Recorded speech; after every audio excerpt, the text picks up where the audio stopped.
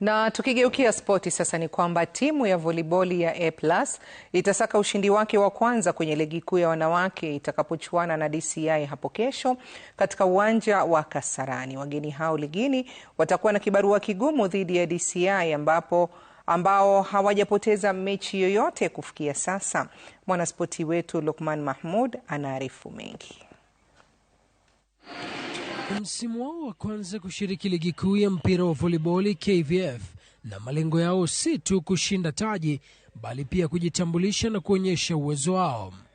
Na ika happen kuwa ati kumekuwa na a lot of talents zenye zimepotelea kwa vitongoji, the villages doing crime, drugs and vitu kama hizo.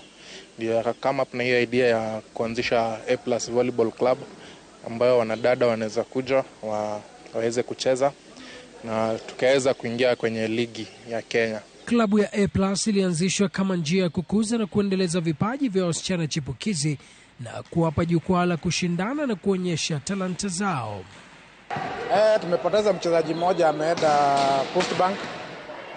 Na hiyo ni mzuri, hiyo ni kuonyesha tunakuwa kama wachezaji wetu wanaweza chukuliwa na vilabu zingine zenye zimekuwa kwa ligi kama miaka 3-4, inaonyesha tunafanya kazi nzuri. Kutokana na uhaba wa viwanja vya ndani nchini, kumekuwa na changamoto kwa timu hii kujiandaa ipasavyo, hali inayohitaji usimamizi wa mipango mizuri ili kuwapa wachezaji mazingira bora ya ushindani. Katika mzunguko wa kwanza mwezi Disemba 2025 walipoteza mechi zao 2 dhidi ya KDF na Post Bank. Katika mchuano wa Kenya Cup waliondolewa na mabingwa KCB pamoja na Nairobi Prisons. Tuko very prepared. Tunajua game ya DCI si rahisi, lakini we are very ready. Yani tutakazana till our level best. Yeah, we are psyched up. From the previous game yenye tumecheza, sasa tuko psyched up.